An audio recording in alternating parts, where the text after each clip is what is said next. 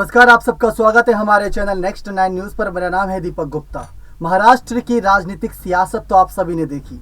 एकनाथ शिंदे का नया सीएम पद भी देखा। किस तरीके से सीएम पद पर बैठने के बाद से ही उन्होंने कई बड़े ऐलान करे।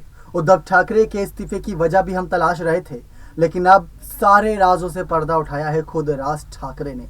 जी हाँ, हम यही बात हर बार कर रहे थे कि जिस दिन राज ठाकरे की एंट्री होती नजर आएगी महाराष्ट्र सियासी संकट में, उस दिन माहौल बहुत ज़्यादा गर्मा जाएगा।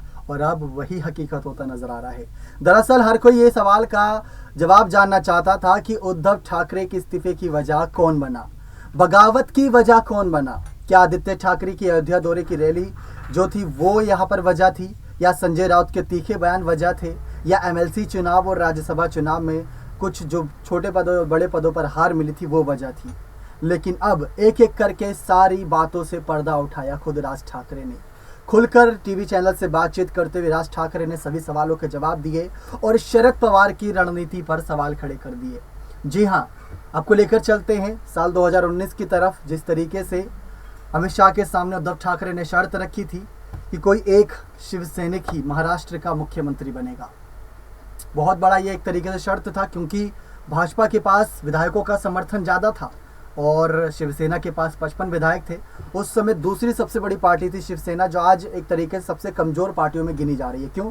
क्योंकि भाजपा के पास अब भी 106 का आंकड़ा है, शिवसेना टूटी है, बगावत हुई तो 39 विधायक शिंदे गुट के साथ हैं और 44 का आंकड़ा एनसीपी के पास है। तो 53 का आंकड़ा एनसीपी के पास है, माफ़ कीजिएगा, और 44 का आंकड़ा कांग्रेस के पास है। भले ही राज ठाकरे की पार्टी धीरे धीरे नई सफलताएं की ऊंचाई छूती जा रही है, लेकिन राज ठाकरे एक बहुत बड़ा नाम है महाराष्ट्र की सत्ता में।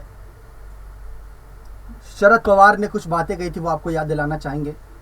शरद पवार ने बातें कही थी कि उद्धव ठाकरे को इस्तीफा नहीं देना चाहिए। हम महाराष्ट्र के नए मुख्यमंत्री के तौर पर एकनाथ शिंदे को स्वीकार करते हैं शिवसेना से। ये बात उन्होंने ही कही थी। जी हाँ, ये बात उनका तब बयान सामने आया था जब बगावत हो रही थी, तो उन्होंने कहा था कि हम एकनाथ शिंदे को सीएम पद देने के लिए तैयार हैं, बस शर्त ये है कि वो गुवाहाटी से वापस आ जाएं और बैठक करें हमारे साथ, बातचीत से हर निष्कर्ष निकलेगा।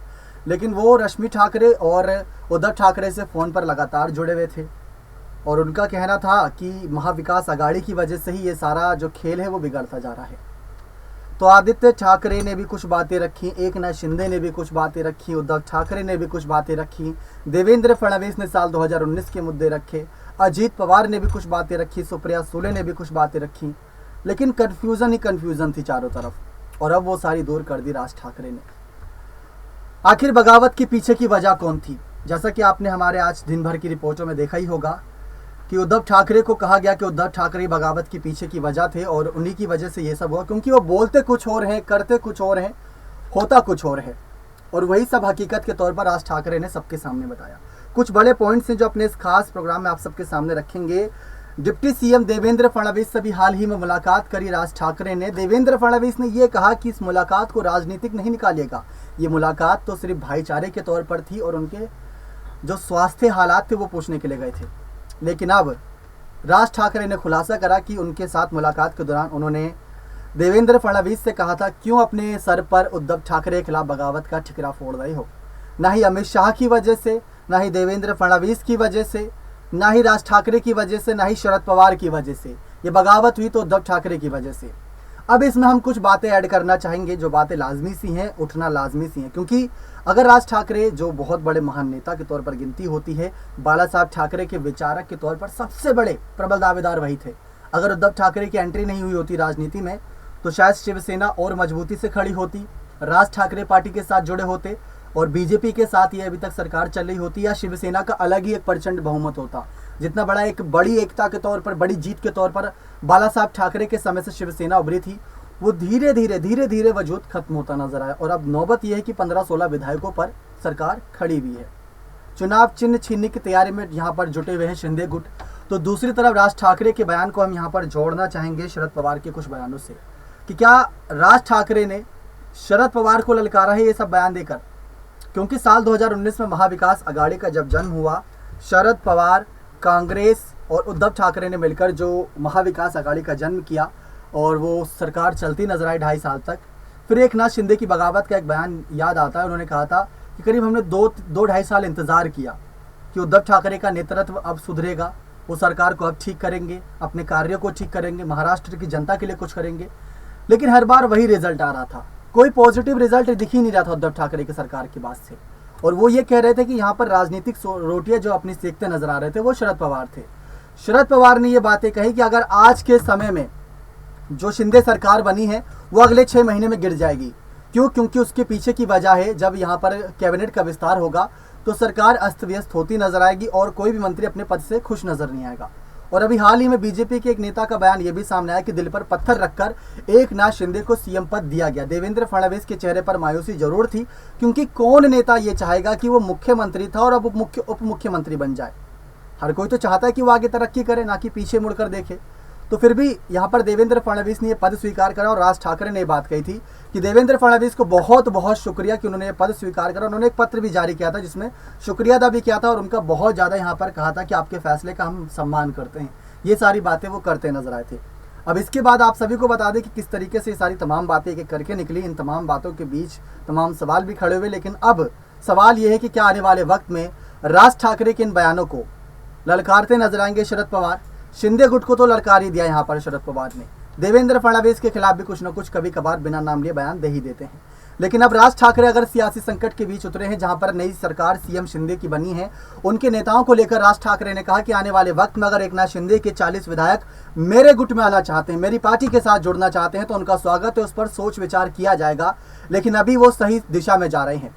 और उन्होंने ये भी कहा कि शिंदे गुट का मतलब एक एक विधायक कट्टर शिव सैनिक है। अब भले ही शिवसेना से उन्हें निकाल दो, अब भले उनके शिवसेना के सही पदों से उनको बर्खास्त कर दो, लेकिन उनकी रगों में भी शिवसेना का खून है और बाला साहब ठाकरे के विचारों पर वो जिंदा है और उसको खत्म नहीं कभी होने देंगे। वो विचारों को खत्म होते देखा उन्होंने महाविकास अघाड़ी में, तो उन्होंने फौरन सरकार बदल दी, सत्ता बदल दी। पूरी दुनिया ने देखा ये खेल। तो राज ठाकरे के बयान ने आज खलबली मचा ही दी है चारों तरफ। इस बीच खलबली जो मचाते आए हैं हमेशा शुरुआत से शरद पवार, अब उनकी ओर नजरें रहेंगी कि उद्धव ठाकरे का इस कठिन चुनौती में साथ देंगे। देवेंद्र फडणवीस कहीं ना कहीं जब मुलाकात करे राज ठाकरे से, तो उस मुलाकात के कई राजनीतिक मायने निकाले गए और अब एकनाथ शिंदे के साथ जुड़ने की भी बात करते नजर आए। आने वाले समय को लेकर उनकी तैयारियां ऐसी हैं कि अगर शिंदे गुट उनके साथ जुड़ना चाहेगा तो कोई दिक्कत वाली बात नहीं, बीजेपी के साथ जाना चाहे तो भी कोई दिक्कत वाली बात नहीं, लेकिन उद्धव के खिलाफ रहेंगे। और उद्धव के साथ इस समय कौन है? शरद पवार और कांग्रेस। तो ऐसे में शरद पवार की जिम्मेदारी ये बनती है, उद्धव ठाकरे जिनको राजनीति का एक्सपीरियंस अगर सही मायने में देखा जाए, कागजी तौर पर देखा जाए और जो आंकड़े बताते हैं मीडिया रिपोर्ट्स उसके तौर पर देखा जाए तो सचमुच कम है, राजनीतिक उनको एक्सपीरियंस कम है। तो शायद वो एक्सपीरियंस शेयर करें ऐसे मौके पर शरद पवार और जो उनके चचेरे भाई हैं और उनके जो अपने हैं, मतलब शिंदे गुट उनका अपने ही एक तरीके से शिवसेना से ही थे सब। तो अब एक नई चुनौती और एक नई राजनीतिक बुनियाद रची जा रही है आने वाले वक्त के लिए और देखते हैं इस राजनीति के क्या क्या मायने निकाले जाते हैं। एक तरफ सरकार गिरने का दावा किया है तो दूसरी तरफ यहाँ पर राज ठाकरे दावा कर रहे हैं कि अगर आने वाले वक्त में दिक्कत हुई तो सरकार से जुड़ेंगे यहाँ पर सभी शिंदे गुट और आगे चलते रहेंगे। ये बातें करते नजर आए, ये बातें तमाम निकलकर सामने आई। लेकिन अब बात यहाँ पर चुनाव चिन्ह को लेकर भी है।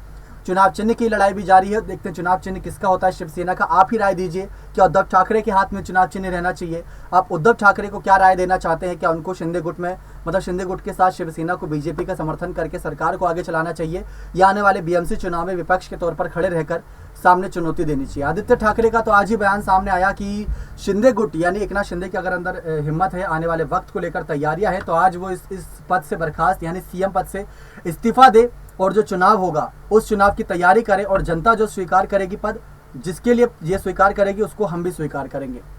राज ठाकरे के आज बयानों ने खलबली मचा दी है। दूसरी तरफ शरद पवार के बयान भी खलबली मचाते हैं। एनसीपी को लेकर शरद पवार अलग अलग तैयारियां करते नजर आ रहे हैं। अब देखना यही दिलचस्प होगा कि इन राजनीतिक खेल के बीच क्या होता है आने वाले वक्त में। राज ठाकरे के और बड़े फैसले, क्या उनके बेटे को लेकर जो खबरें थी कि वो बीजेपी के साथ जा सकते हैं, क्या ऐसा कुछ होगा? पहले बात तो उन्होंने उस खबरों पर वहीं रोक लगा दी थी, लेकिन आने वाले वक्त में क्या उद्धव का साथ देंगे या उद्धव के खिलाफ नजर आएंगे? अभी साफ तौर पर यहाँ पर कुछ जानकारी ऐसी हो नहीं पा रही, लेकिन शरद पवार के क्या फैसले रहते हैं उद्धव को लेकर, ये देखना बहुत ज़्यादा दिलचस्प रहेगा। बने रहे चैनल के साथ ऐसी और तमाम बड़ी खबरों के लिए। और शिवसेना का चुनाव चिन्ह किसका होगा, अपनी राय जरूर कमेंट सेक्शन में रखिएगा। और मिलते हैं नई खबर के साथ बहुत जल्द आपके साथ। बहुत बहुत धन्यवाद।